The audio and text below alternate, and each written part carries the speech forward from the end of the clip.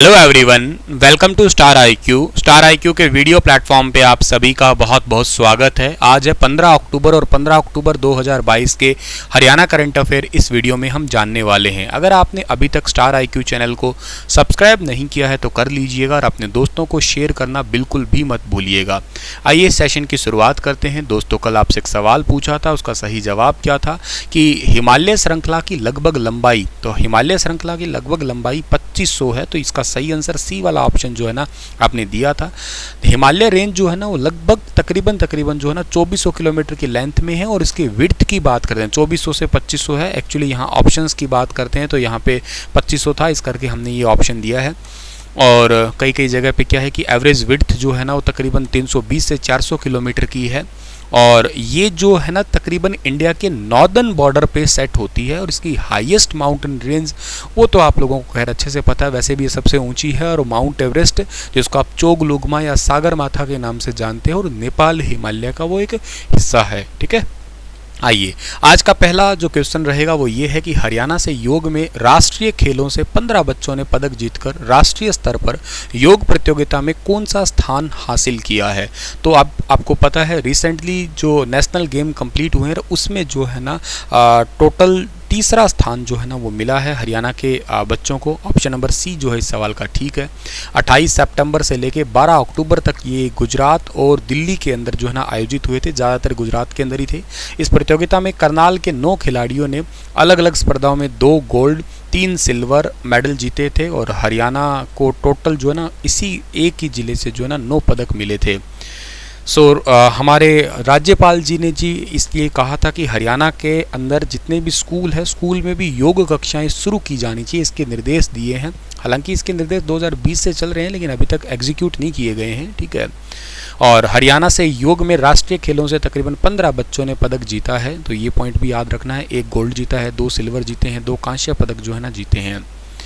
हाल ही में हरियाणा पंचायत चुनाव के दूसरे चरण की घोषणा की गई है। ये चुनाव कितने जिलों में होंगे, तो अभी एक नया अपडेशन आया। पहले ये 2 चरण में होने थे लेकिन अब ये तीसरा चरण भी ऐड कर दिया गया है।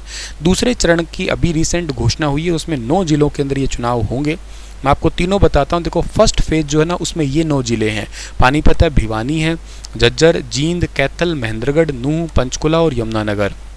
सेकंड फेज में अंबाला है, चरखी दादरी है, गुरुग्राम, करनाल, कुरुक्षेत्र, रेवाड़ी, रोहतक, सिरसा और सोनीपत है। और थर्ड फेज में हिसार, फतेहाबाद, फरीदाबाद, पलवल, इनको थर्ड फेज के अंदर रखा गया है। तो पहला फेज, दूसरा फेज और पहले फतेहाबाद को जो है ना फर्स्ट फेज में रखा था, बाद में आदमपुर चुनाव के चलते हुए इसको सेकंड फेज, लेकिन अब तो थर्ड फेज के अंदर जो है ना ट्रांसफ़र कर दिया। तो ये पॉइंट आपको याद रखना है। और जो एक्चुअली ये जिला परिषद और पंचायत समिति के मेंबर के लिए मतदान 9 नवंबर को होंगे सेकंड चरण के लिए अभी तक की घोषणा, और पंच सरपंच के लिए 12 नवंबर को होंगे। दूसरे चरण के पंचायत चुनाव में 1023 पोलिंग बूथ होने वाले हैं। ठीक है ना, जो कि तकरीबन अति संवेदनशील जो है ना जिनको टैग किया गया है मोस्ट सेंसिटिव, वो 1023 है। और सबसे ज़्यादा सोनीपत में 236 पोलिंग बूथ जो है ना वो बहुत ज़्यादा सेंसिटिव है। इसके बाद में बाकी डिस्ट्रिक्ट हैं ये। अच्छा, पहले चरण के चुनावों का तो आपको पता ही है 14 से 19 अक्टूबर तक का नामांकन का टाइम है। नामांकन की पड़ताल के लिए 20 अक्टूबर है, जिला परिषद का 30 अक्टूबर और सरपंच के लिए 2 नवंबर को होगा ही। दूसरे चरण के लिए है 21 से 28 तक नामांकन है और नामांकन की पड़ताल है 29 अक्टूबर है और नाम वापसी 31 अक्टूबर और उनको इसके अलावा जो ना सिंबल्स भी अलॉट किए जाएंगे।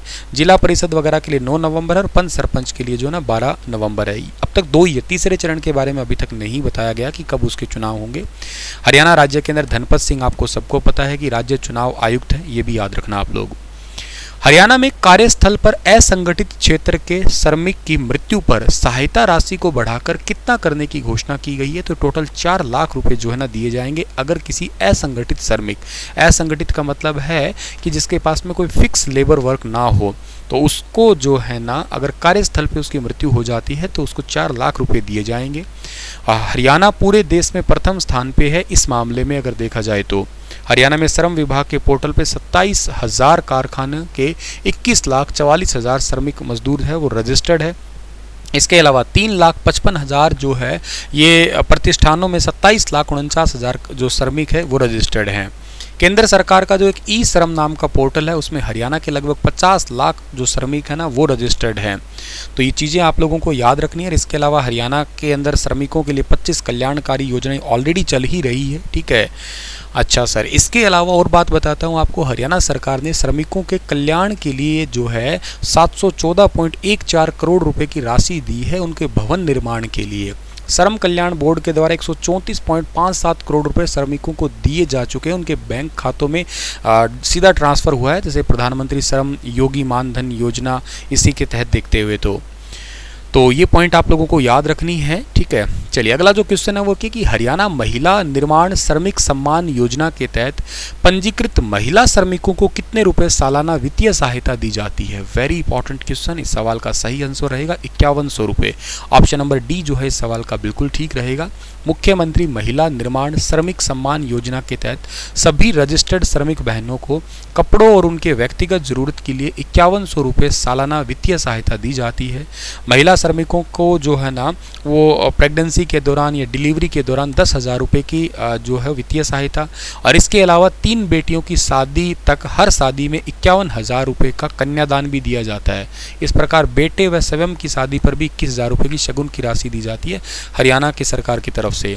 इसके अलावा है कि श्रमिकों के लिए बच्चों की शिक्षा के लिए एक क्लास से लेके और उसकी ग्रेजुएशन तक 8,000 रुपये से लेके 20,000 रुपये तक की वार्षिक सहायता दी जाती है। टेक्निकल एजुकेशन और बिजनेस से रिलेटेड जो इंस्टीट्यूट है उनमें बच्चों को पढ़ रहे जो हॉस्टल्स है उनका लगभग 1,20,000 रुपये तक का वार्षिक का खर्चा है वो भी सरकार देती है। इंजीनियरिंग, मेडिकल वगैरह या मैनेजमेंट की कोई एजुकेशन ले रहा है और ऐसे श्रमिकों के बच्चों की कोचिंग के लिए 20,000 रुपये, यूपीएससी एचपीएससी की भी अगर कोचिंग लेते हैं तो उसके लिए भी 1,00,000 रुपये तक की आर्थिक सहायता दी जाती है हरियाणा सरकार की तरफ से। एनसीसी लेने वाला हरियाणा का पहला और भारत का तीसरा मेडिकल कॉलेज कौन सा है। Very important. तो ये आंसर रहेगा Maharaja Agrasen medical college. Maharaja Agrasen medical college जो है ना इसके पास एनसीसी जो है ना वो अप्लाई हो चुकी है, यानी कि नेशनल कैडेट कॉर्प्स जिसको बोलते हो आप लोग, जिसकी स्थापना कब हुई थी 16 अप्रैल 1948 को हुई थी। इसका मोटो एक एग्जाम में पूछा गया था, यूनिटी एंड डिसिप्लिन, एकता और अनुशासन। इसके फाउंडर का नाम है HN खुंजरू। इसके डायरेक्टर जनरल का नाम है लेफ्टिनेंट जनरल गुरबिरपाल सिंह। और ये तो याद रखना इसका रोल क्या है, स्टूडेंट यूनिफॉर्म्ड ग्रुप जो है ना इसका एक टाइप का रोल है। तो महाराजा अग्रसेन कॉलेज जो है ना ये बन गया और इसके लिए 18 सीट है। इसके लिए रिसेंटली 40 बच्चों ने जो है ना वो एक एग्ज़ाम भी दिया है। महाराजा अग्रसेन मेडिकल कॉलेज जो है ना एक बेसिकली साइंटिफिक रिसर्च और सोसाइटी के रूप में काम करता है, जो कि 18 अप्रैल 1988 को जो है ना स्थापित हुआ था हेल्थ केयर सर्विसेज और मेडिकल एजुकेशन देने के लिए। इसकी प्रेसिडेंट का नाम सावित्री जिंदल है और इसकी डायरेक्टर का नाम वर्तमान में डॉक्टर अलका छाबड़ा है। ये दोनों चीज़ें याद रखना आप लोग। हिसार डिस्ट्रिक्ट में पड़ता है, हालांकि महाराजा अग्रसेन के नाम से हिसार का एयरपोर्ट भी इन्हीं के नाम पे ही है, वो तो आपको याद है ही। आइए आपको बताते हैं कि कल आपके लिए सवाल क्या है, उसका सही आंसर क्या रहेगा कि India's first uranium mine is located at which among the following place.